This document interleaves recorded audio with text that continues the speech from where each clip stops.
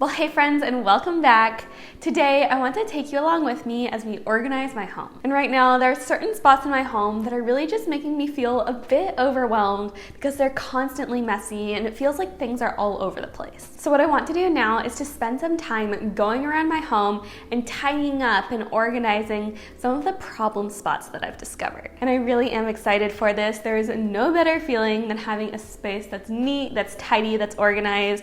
So this is going to be good. So to start this off, I want to begin by writing out a list of everything that I want to tackle today. That way nothing gets forgotten. So let's go ahead and do that now, and then we can start working our way through it.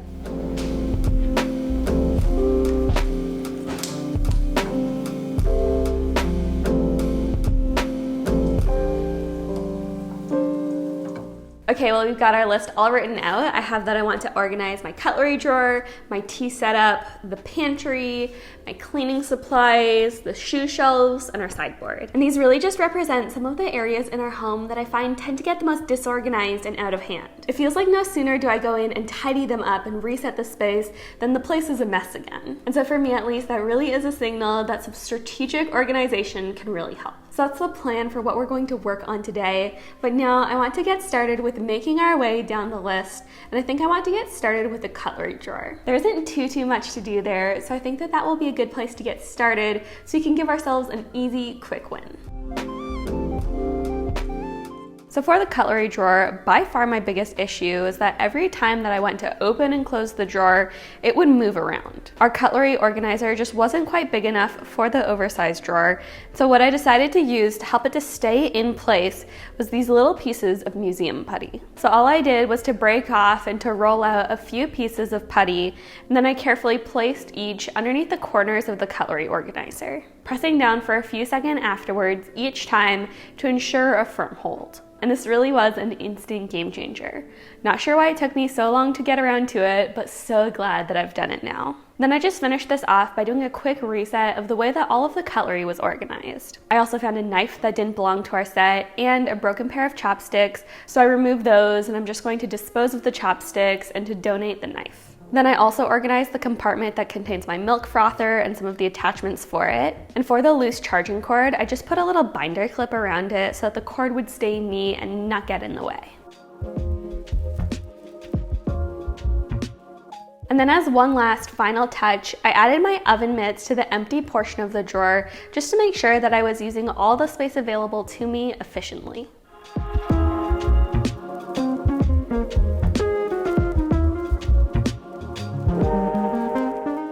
While we are making moves here, organizing and securing that cutlery drawer might not sound like much, but considering that I use that space at least 3 times a day when I get cutlery for the food that I'm eating, it really is something that's going to make a noticeable difference. And to me, that really is the power of organizing. You're making small changes that really have a big impact. Now though, it's time to tackle my most disorganized space. It really is a bit of a mess at the moment, and that's my tea cabinet. I'll try to put some clips on the screen here, but it really is a disaster. And if you've been watching my channel for a while now, you'll probably have seen me organize this quite a few times in the past year. And that's really because I've never actually had a fully thought out organization system in place in there. I had a little bit of this, a little bit of that, and it all combined essentially to have something that just wasn't functional. So this time, my goal is really to go in, to problem solve, and to approach it completely differently. So let me get everything that I need out right now, and we can do this together.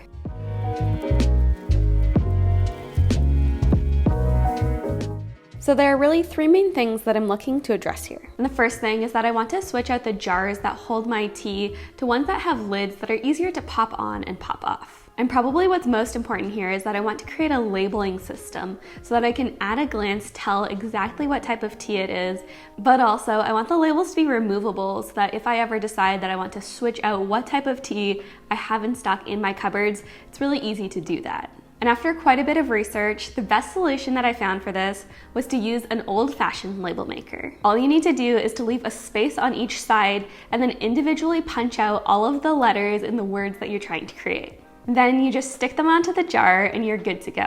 And what I love about these is that they adhere well to the jars, but also they remove really easily without leaving any kind of residue behind.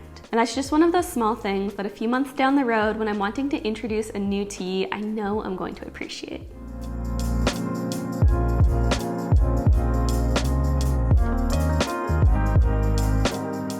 Okay, so now we've got labels on all of our jars. Now what I want to do is to fill them up, and then we can deal with organizing the actual cabinet itself.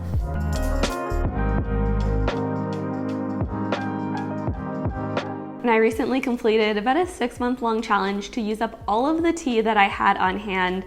And so most of the tea that I was using today came from a recent David's Tea order that I made to restock my tea cupboard.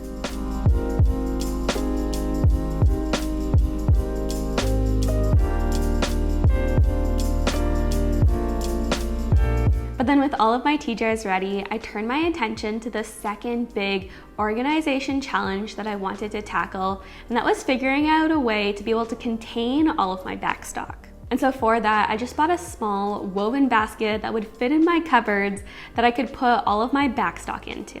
That way, as the jars empty out, I can easily refill them, but the bags won't be making a mess in my cupboard. And with those two problems solved, I turned my attention to the cupboard itself and began putting everything away.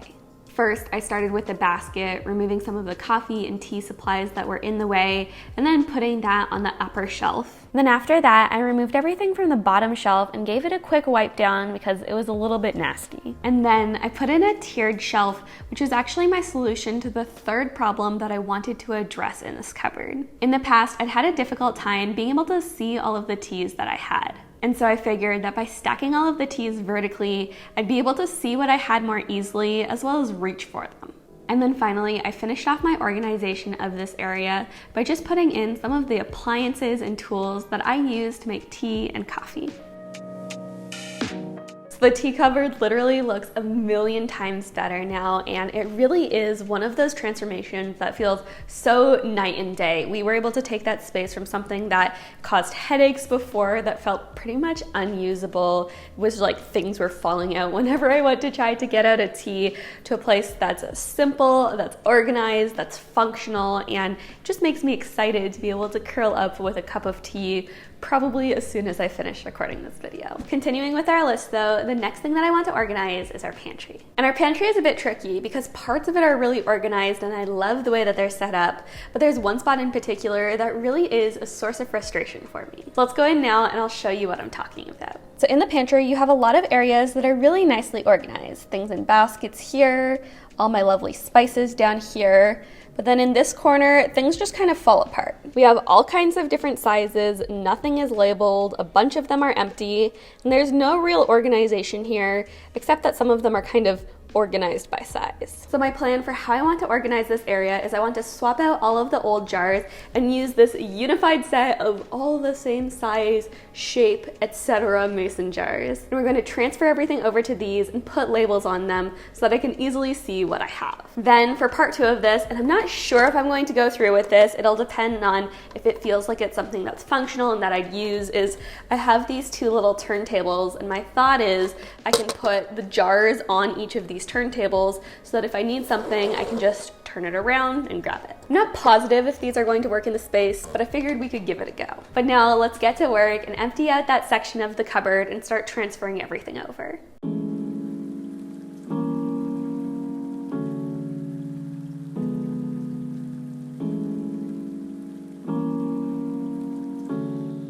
So once I'd taken everything out of our pantry and unboxed the new jars, the first thing that I did was to set about just emptying all of the previous jars and containers and putting all of my pantry ingredients into new jars. I also started creating the labels for them too, but ran into a bit of a hitch here, which I'll talk about more in a second. But this is honestly a pretty therapeutic and satisfying process, being able to take all these kind of mismatched, assorted jars and just putting them into one standard size, shape, color, all of the things.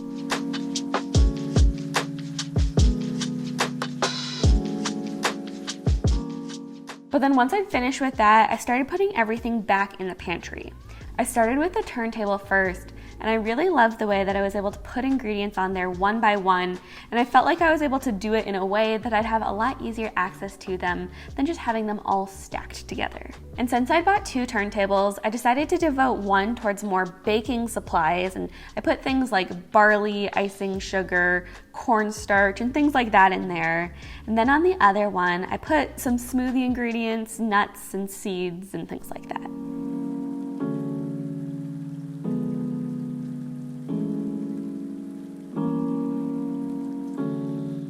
So we've got the pantry about 75% done now. While I was trying to create some of the labels for the jars in here, I did accidentally damage my label maker and it's not working properly, so I think I might need to go out and buy a new one. So I'll have to finish that part of the project later. But I really do think that transferring everything to containers that were all the same size and putting everything on a turntable so I can easily reach them is going to make a huge difference. And then obviously, once I'm able to add the labels later, it will be perfection. But now let's move on to the next project, and that's tackling my cleaning supplies. Down here under the sink is where I like to keep all of my cleaning supplies.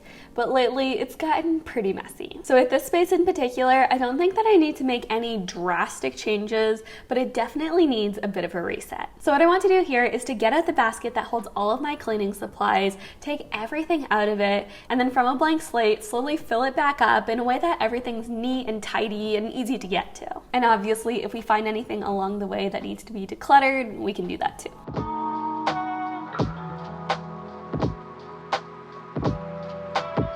So with my cleaning supplies, I just started by getting everything out so that I could see what I was working with.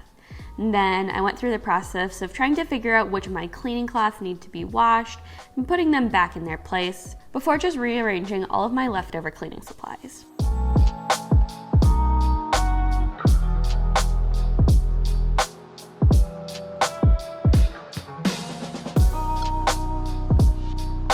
So here's our fully organized cleaning supplies area. We've got trash bags over here, some backup paper towels, and my paper towel dispenser over here.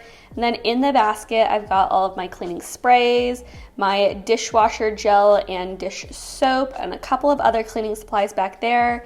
And then in the corner right here, I've got some rags and backup sponges. So I didn't really have to do anything crazy in here. I just tidied everything up, and then the biggest change that I made was within the basket that held my storage supplies, I kind of grouped things into 3 different categories and put like items together. So I was able to go from everything just kind of being dumped in a basket at random to there being order and logic behind, okay, where do things go within this so that I can most effectively use this space. It's like creating order within order. But I think that's it for this area. So now let's move on over to the coat closet and tackle my shoe shelves. Well, welcome to our coat closet. This is another area that presents a bit of a unique challenge. As you can see behind me, we already have a way to store and to organize our shoes, but my problem with this space is that we don't really use it. Even though it's literally just inches away, we often choose to store our shoes on the floor rather than on the shelves. And at first I thought, oh, it's just because we're a bit lazy, but the more I've been thinking about it and trying to diagnose the problem, the more I've realized I actually think that our shoe shelves are overcrowded. We have too many shoes and they just don't fit properly in the space, and so rather than trying to stuff them into the shelves, we just leave them on the floor instead because it requires less effort. And once that clicked for me, I knew that this was going to be an easy change to make because decluttering is what we do here. A rule of thumb that I like to live by is if you don't have the space to store it, rather than going out and buying more storage, declutter first and just reduce the amount that you have. So what I'm going to do now is to go through all of our shoes and try to figure out if there are any pairs that we don't need and can part with so that we can free up more space. So with no further ado, let's get to decluttering.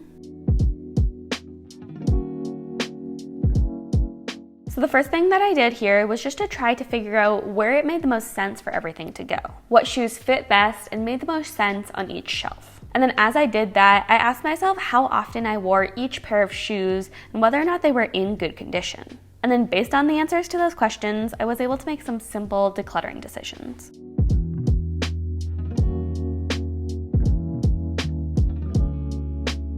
Well, here's the end result. We were able to get everything to fit with room to spare. Up here we have boots, then on the second level we have casual shoes, dress shoes, sneakers, and then sandals on the bottom. And then of course, to make room for all of our shoes, we did some decluttering. So I decided to let go of 4 pairs of shoes.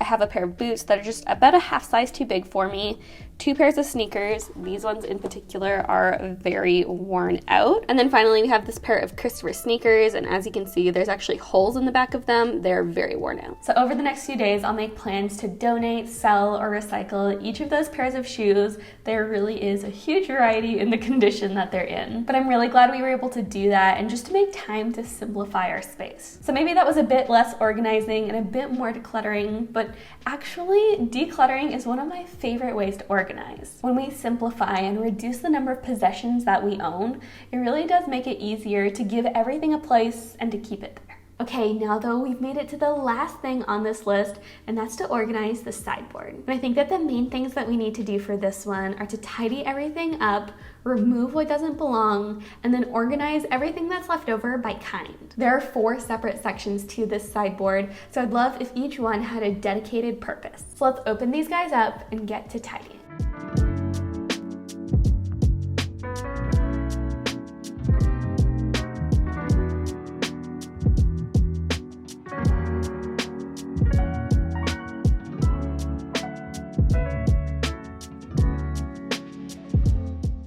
So here are the tidied up and organized shelves.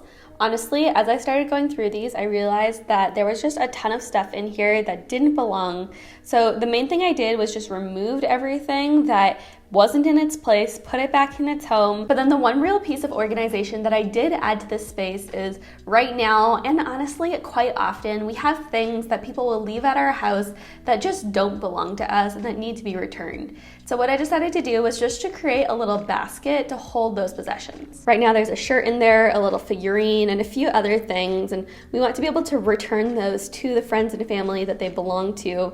But then also we want to use this basket as a place just going forward where if somebody leaves something behind or we're trying to give something to a friend, we can just keep it there and it's a reminder to us to get it out of our house.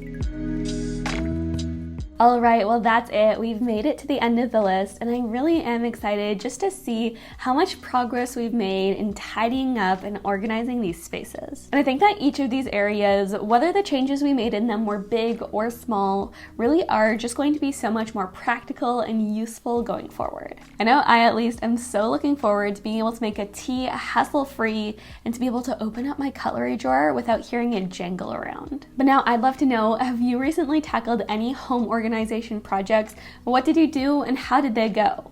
Or are you planning to do some in the near future? I'd love to hear all about it, so let me know in the comments below. That's everything I've got for you today, but as always, don't forget to give this video a like if you enjoyed it, and subscribe if you haven't already. I post 2 new videos here every week about simple and intentional living, and I'd love to have you join our tribe here. But until next time, have a good one.